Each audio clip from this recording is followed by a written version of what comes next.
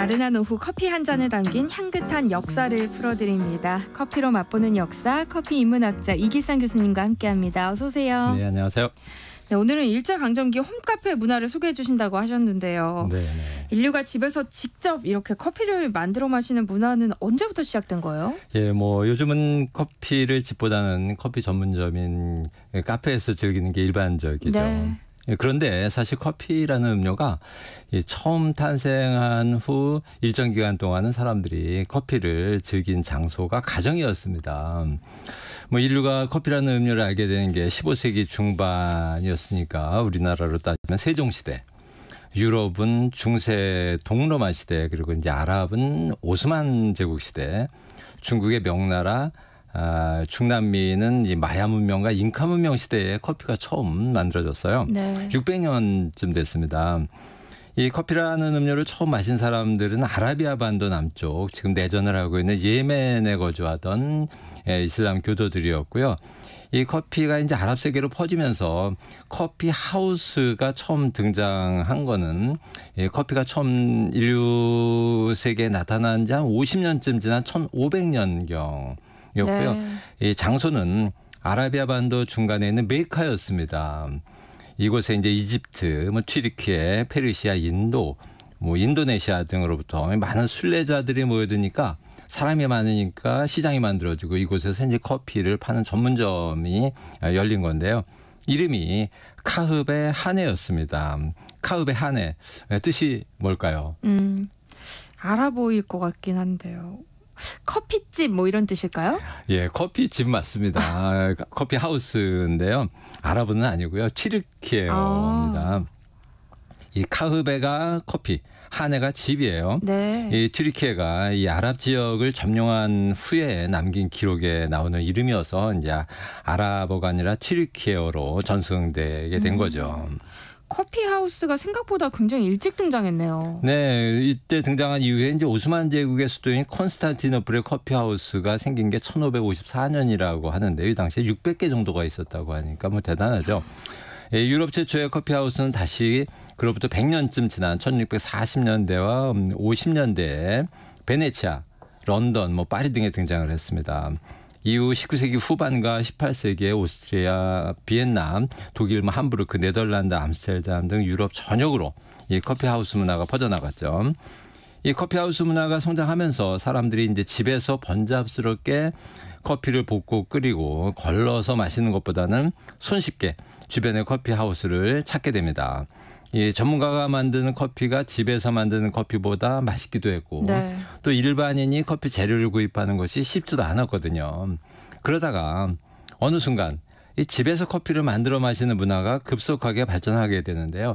대체로 19세기 말 내지는 20세기 초부터 이런 홈카페 문화가 시작됩니다. 이 브라질로부터 싼 커피가 대량 공급되면서 커피 재료 구입이 쉬워진 것도 하나의 배경이고요. 더 중요한 거는 커피를 손쉽게 만드는 간단한 도구가 등장한 겁니다. 이 커피를 쉽게 만드는 도구, 뭐 어떤 게 생각나시나요? 커피 메이커요? 그렇죠. 맞아요. 예, 첫 번째는 커피 메이커의 등장이에요.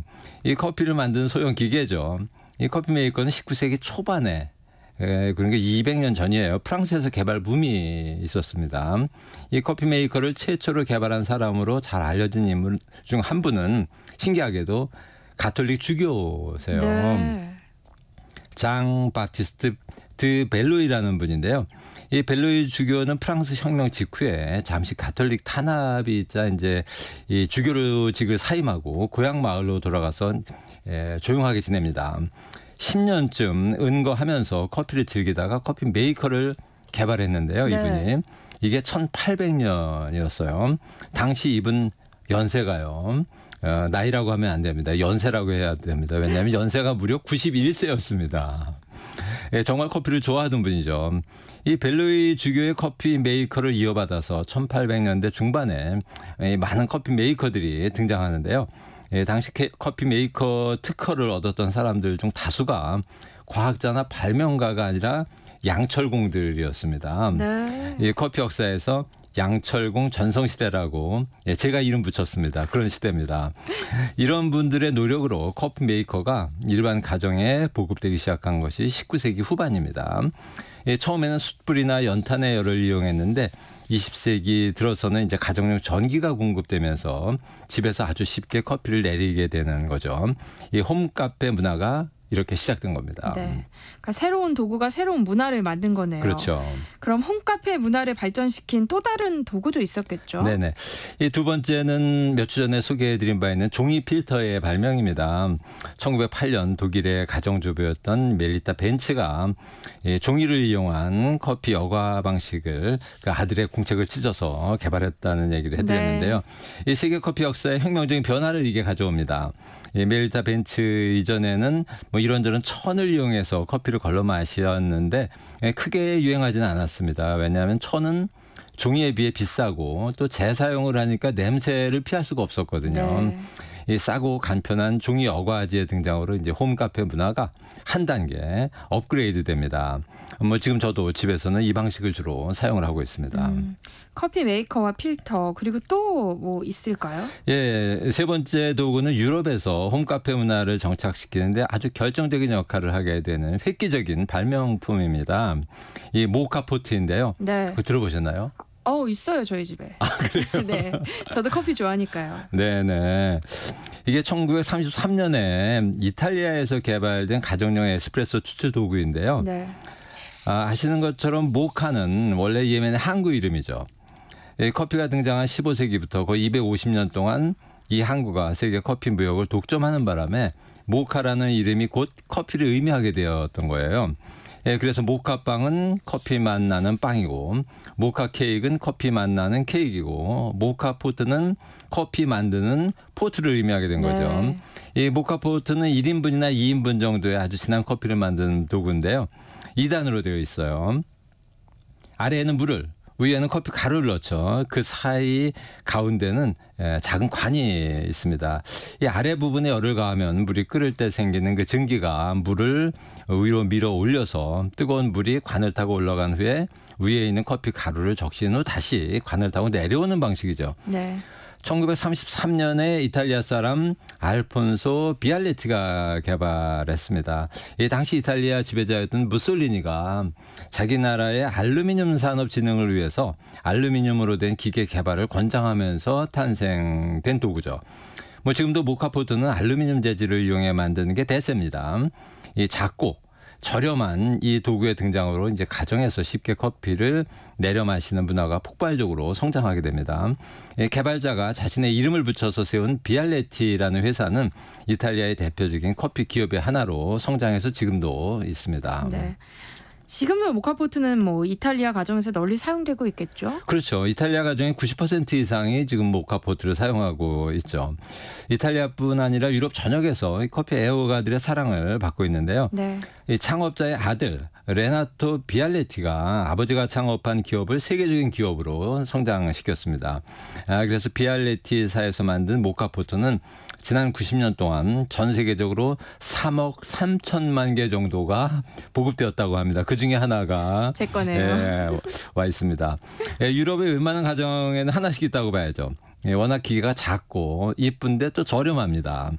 그래서 홈카페 문화를 확산시킨 대표적인 도구로 알려져 있죠. 이 비알레티와 관련해서는 흥미로운 일화가 하나 전해지는데요. 이 창업자의 아들인 레나토 비알레티는 아버지가 개발한 이 모카포트에 대한 자부심이 얼마나 컸는지 2016년 얼마 전이죠. 세상을 떠나면서 자신의 유고를 모카포트에 담아달라는 유언을 남겼던 걸로 유명합니다. 지켜졌다고 합니다. 모카포트에 대한 애정이 대단하네요. 그렇죠. 비알레티 뭐 가족뿐만이 아니라 이탈리아 사람들에게 이 모카포트는 이탈리아의 정체성, 뭐 이탈리아 커피 문화의 상징으로 여겨지고 있습니다. 지금도 이 비알레티사의 홈페이지 초기 화면에 보면 모카포트는 이탈리아 커피 문화의 정수라고 써 있을 정도입니다. 서양의 홈카페 문화는 뿌리가 깊네요. 네네. 그런데 우리나라 가정에서 이렇게 커피를 직접 만들어 마시는 문화는 그렇게 오래되지는 않았을 것 같아요. 네, 물론 서구 사회보다는 늦었지만 일반인들이 생각하는 것보다는 일찍 시작됐습니다. 네. 일제 강점기 중반쯤에 이미 중산층 가정에서 커피를 만들어 마시기 시작했거든요. 이 당시 신문 기사들을 보면 그 유행을 알 수 있습니다. 어떤 내용이었어요? 예, 1910년을 전후해서 이제 끽다점이나 카페가 등장하자마자 1920년대에 가정에서 커피 만드는 문화가 생깁니다. 3.1운동 직후죠. 신문에 커피 만드는 방법을 소개하는 기사가 많이 등장했는데요. 뭐 레시피죠. 몇 가지 소개를 해보면요. 먼저 1926년 12월 22일자 중해일보라는 신문에 겨울밤에 더욱 좋은 커피 만드는 법이라는 기사가 실렸는데요. 내용을 보면 흥미롭습니다. 일단 이 기사의 시작은 이렇습니다.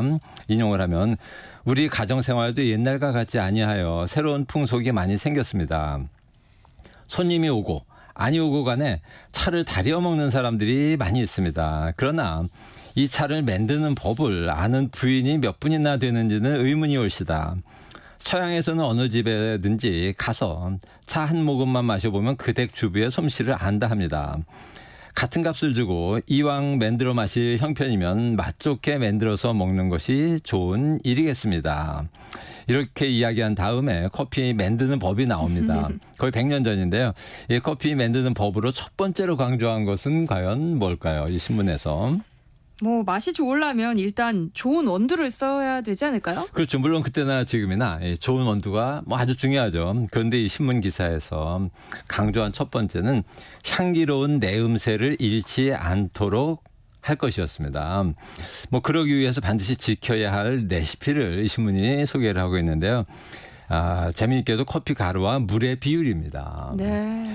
만일 5잔의 커피를 만들려면 먼저 알루미늄 주전자에 물 6잔을 끓이고 커피 가루 1잔을 넣은 후 뚜껑을 덮고 다시 끓여라. 30분 정도 끓인 뒤에 불에서 내려라 였습니다. 이 커피 가루와 물의 비율을 1대6 정도를 추천하고 있으니까 요즘보다 훨씬 진하죠. 네. 요즘은 보통 뭐 1대10 내지 1대15 정도거든요. 100년 전 사람들이 커피를 요즘보다 2배나 진하게 마셨다는 거예요? 예, 아마 그렇지는 않았을 것 같아요. 이 신문 기사를 쓴 바로 이 기자분이 진한 커피를 좋아했던지 아니면 이 기사를 쓰면서 외국의 어느 문헌에서 본 것을 그대로 옮긴 것이 아닐까 이렇게 생각이 되거든요. 네. 뭐 1대5로 만들었으면 굉장히 썼을 겁니다.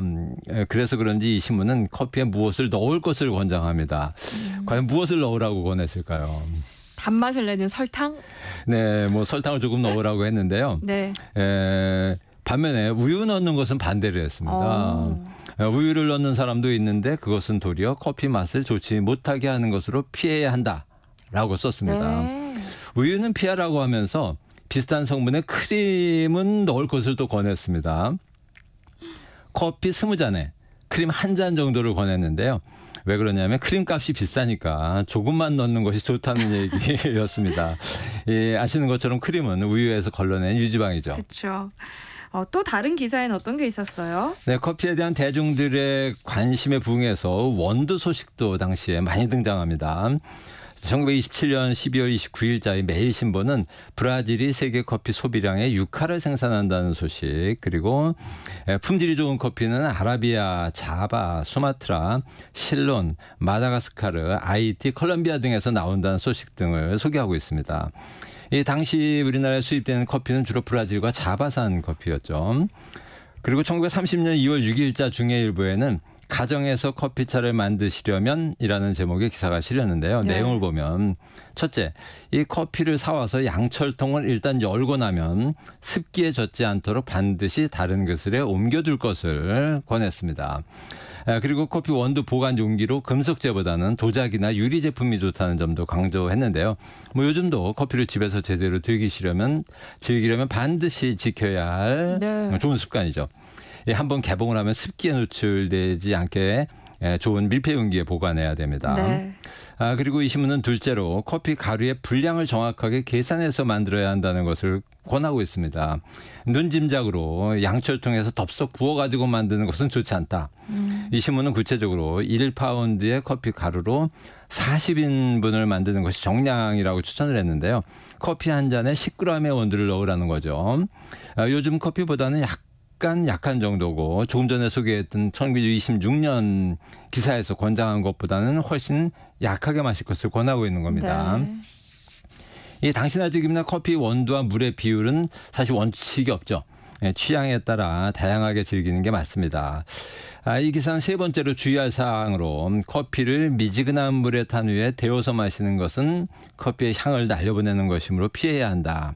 커피는 반드시 뜨거운 물을 이용해야 한다는 점을 지적했습니다. 요즘과 전혀 다르지 않습니다. 네. 그러니까 당시에는 커피 가루를 이렇게 물에 넣고 끓이는 방식만 있었어요? 다른 방식은 없었어요? 예, 당시에도 가정에서 이미 여러 가지 방식을 사용하기 시작했습니다. 이 부산일보 1927년 기사에서는 커피 만드는 방식을 전통적인 터키식, 그러니까 물에 가루를 넣고 끓이는 방식과 네. 커피 메이커를 이용해 내리는 프랑스식으로 구분해서 소개하기도 했거든요. 이 커피를 만드는 도구인 커피 메이커 문화가 이미 들어온 겁니다. 이 매일신보 31년 3월 7일자 기사 제목은 이렇습니다. 나라에 따라 다른 커피 타는 법, 쉬워 보이나 어려운 것, 브라질식이 제일 간단. 이런 제목입니다. 이 기사에 등장하는 가정에서 커피를 만드는 방식은 세 가지인데요. 첫째는 차관, 즉 커피 메이커를 이용해서 커피를 만드는 방식이죠. 네. 이미 서양에서 유행하던 커피 포트가 들어와 있었다는 사실을 알 수 있습니다. 둘째는 브라질식으로 주전자의 입구에 둥그렇게 만든 쇠줄을 이용해서 헝겊을 대고 여기에 커피 가루를 넣은 다음에 뜨거운 물을 조금씩 붓는 방식입니다. 뭐 요즘도 사용하는 일종의 융드립 방식인데 당시에는 융이나 무명 을 이용했습니다. 네. 그리고 세 번째는 이제 전통적인 터키식을 소개하고 있죠. 물에 커피 가루를 넣고 한참 끓인 후에 가루가 가라앉으면 따라서 마시는 그런 방식이죠. 네. 그러니까 커피 메이커를 이용하는 방식, 또 드립 네네. 커피처럼 하는 것, 그리고 터키식 네. 세 가지 방식을 사용하고 있었던 건데 그럼 이때는 물에 타서 마시는 그냥 인스턴트 커피는 없었던 거예요? 네, 아직 뜨거운 물에 타서 먹는 인스턴트 커피는 유행하기 전입니다. 이 커피는 끓이든지 내리든지 하는 시절이죠. 당시 신문 기사 중에서 재미있는 내용으로는 이 커피 원두 구입 방식을 소개하는 기사가 있습니다. 커피 원두는 어떤 게 좋다고 봤어요? 네, 1930년 11월 9일자 매일신보에 만나는 커피를 잡수시려면 콩 사는 때 주의하시오라는 제목의 기사가 있는데요. 네. 이 내용을 보면 커피 원두를 씹어보고 이건 좋다, 이건 나쁘다 하고 말하는 것을 보면 요절하겠습니다. 그런 사람이 있었나 봅니다. 그러면서 콩은 표면에 기름기가 있고 광채가 나는 것은 잘 볶지 못한 것이니 그것은 지방이 분해된 것입니다라고 했습니다. 요즘 표현으로는 너무 강하게 볶은 원두, 강배전 원두는 좋지 않다는 얘기죠. 네. 이 신문은 또 커피 원두는 갈아 놓은 것을 사지 말고 온콩, 홀빈이죠. 온콩을 사서 갈아 쓰라고 권했습니다. 거의 100년 전인데요. 생각보다 커피에 대한 관심도 많았고 뭐 지식 수준도 높았던 것 같아요. 그렇죠. 이 1936년 1월 5일자 매일신보 기사를 보면 커피에 관한 서양 속담까지 인용을 하고 있습니다. 기사 앞부분에 커피차는 악마와 같이 검고 지옥과 같이 뜨겁고 사랑과 같이 단 것이 좋다는 서양 격언이 있다고 소개하고 있습니다. 네. 그런데 이 격언은 사실 서양 격언이 아니라 튀르키예 속담이죠. 이 튀르키예 속담은 원래 커피는 지옥처럼 검고 죽음처럼 강하고 사랑처럼 달콤해야 한다였는데요. 19세기 초에 프랑스 외교관이었던 드 탈레랑이라는 사람이 뒷부분에 천사처럼 부드럽고 키스처럼 달콤하다라는 말을 덧붙인 이후에 유명해지고 이런저런 말이 덧붙여져서 널리 퍼졌습니다. 네. 이 속담을 인용한 다음에 이 신문은 사랑과 같이 단 커피를 만들려면 갈지 않은 콩을 그대로 사다가 집에서 갈고 끓여서 마실 것을 권하고 있습니다. 네. 근데 요즘은 뭐 커피 만드는 걸 가르치는 강좌나 학원들이 많잖아요. 네네. 당시에는 그런 걸 배울 수 있는 문화는 없었겠죠? 뭐 왜 없었겠습니까? 이 정도 커피가 유행을 했는데요. 당시에도 강습회나 시음회가 있었습니다. 네. 이 부산일보가 주최하는 커피 감별과 내리는 법에 관한 연구회 겸 시음회가 1933년 5월 28일 열렸다는 기사가 있거든요. 행사 사진도 남아 있는데요. 강당처럼 넓은 행사장이 꽉 들어차 있습니다. 입장료를 받지 않은 무료 행사여서 그래요. 네. 사진 속 강사는 남성인데 참석자는 거의 다 여성으로 보입니다. 재미있는 것은 주최를 한 단체 이름이 브라질 커피 연구회였고 부산일보가 후원기관이었습니다. 재밌네요. 자, 우리 그럼 다음 시간에는 또 어떤 얘기 들려주실 건가요? 예, 다음 시간에는 해외 토픽을 소개하려고 하는데요. 1930년대, 40년대 우리나라 신문에 난 커피와 관련된 재미있는 해외 토픽 몇 가지 이야기를 전해드리도록 하겠습니다. 또 다음 시간도 기대가 되네요. 3044님도 이 시간이 언제나 기다려집니다. 커피 향에 취한 듯 그 역사에 이끌려 묘한 시간 여행을 하는 것만 같아요. 마치 은은한 행복 여행처럼요. 라고 하시면서 감사합니다. 보내주셨어요. 네, 커피로 맛보는 역사 지금까지 커피 인문학자 이길상 교수님과 함께했습니다. 고맙습니다. 네, 감사합니다. 세상의 모든 정보 여기서 마무리하겠습니다.